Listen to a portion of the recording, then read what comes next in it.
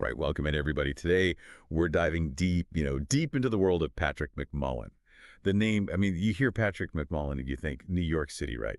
For decades, this guy's been at the top of the social scene. But we're going deeper than that today. We're going beyond just like the photography, beyond just the lens, right? This is about how McMullan, he didn't just capture the essence of New York, of being in, he kind of shaped it. Absolutely. And I think what's so fascinating about McMullan is this transition from like chronicler to influencer.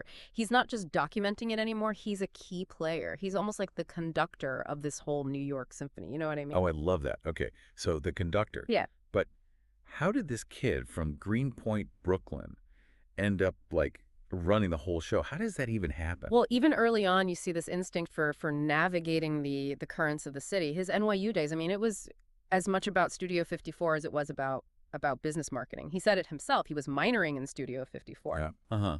Minoring in Studio 54.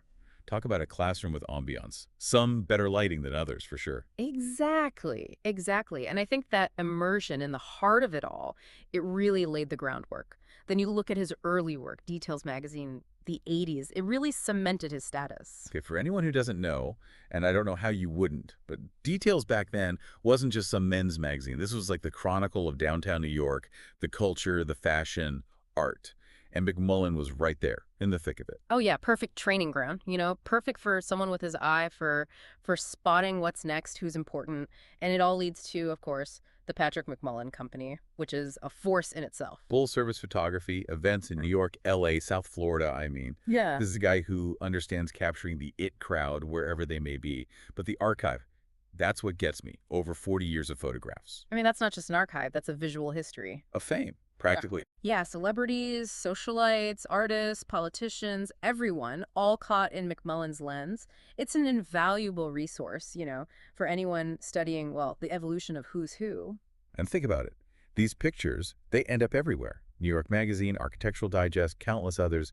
He's not just in these publications. He's helping them shape their own narrative of who matters. Absolutely. And that's where I think this concept of the McMullan 4000 comes in. Tom Wolfe, he coined the term, and it's a play on that old Astor 400, the original list of New York's elite, back in the Gilded Age. So the Astors, they were all about, what, inherited wealth? But the McMullan 4000, it's about being seen, right? It's like this McMullan-approved stamp of cool guy. Yeah, it's a commentary, really, on how social capital has evolved, and McMullan is at the center of that whole shift. Okay, so we've got this master photographer, this curator of the in crowd, this visual historian, and now he's adding coffee mogul to the resume.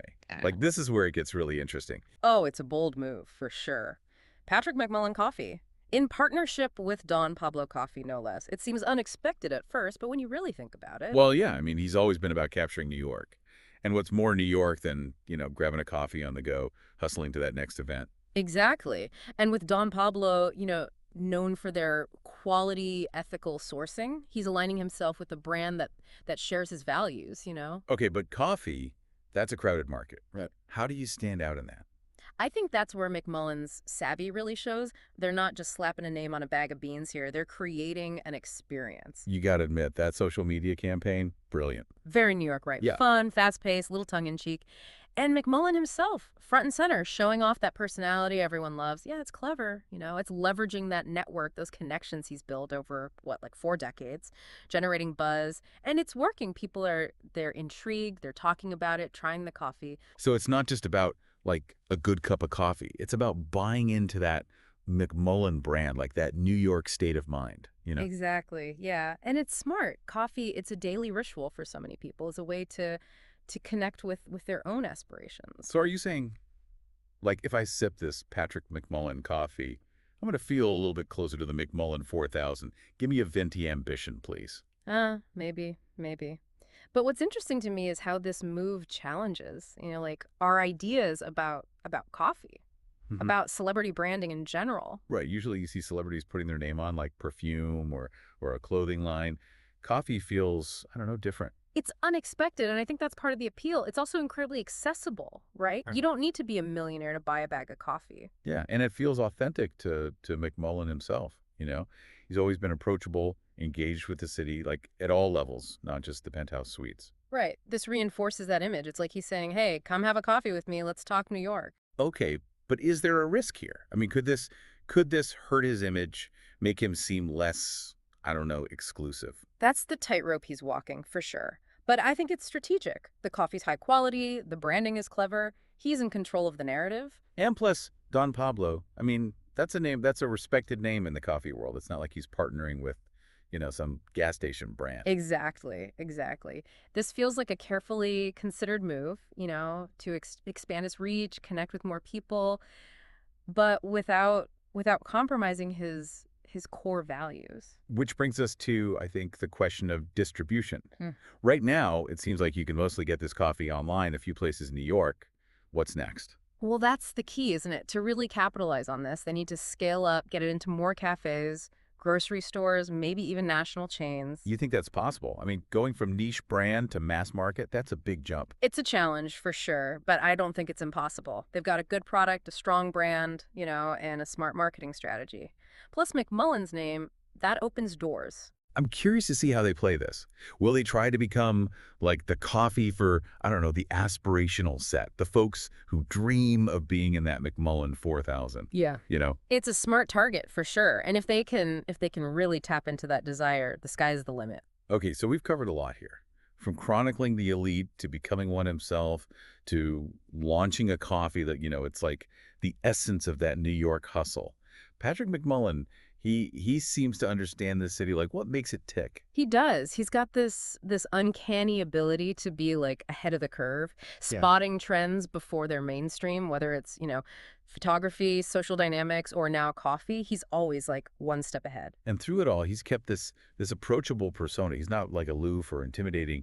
He's someone you want to, grab coffee with, hear his stories, get his take on the city. And that's crucial to his success, that approachability. It makes him relatable, even aspirational. It reinforces that idea that anyone can be a part of this McMullan world, even if it's just through a cup of coffee. It makes you wonder, like, what would Andy Warhol think about all this? Oh, Warhol. I think he'd love it, honestly. I mean, he understood image, celebrity, the whole like art and commerce thing. This fits right in. It's like pop art you can drink. Exactly. Yeah. Yeah. It's that whole New York thing, right? Like everything can be commodified, even cool. Okay, so for you listening out there, like why should we care about all this?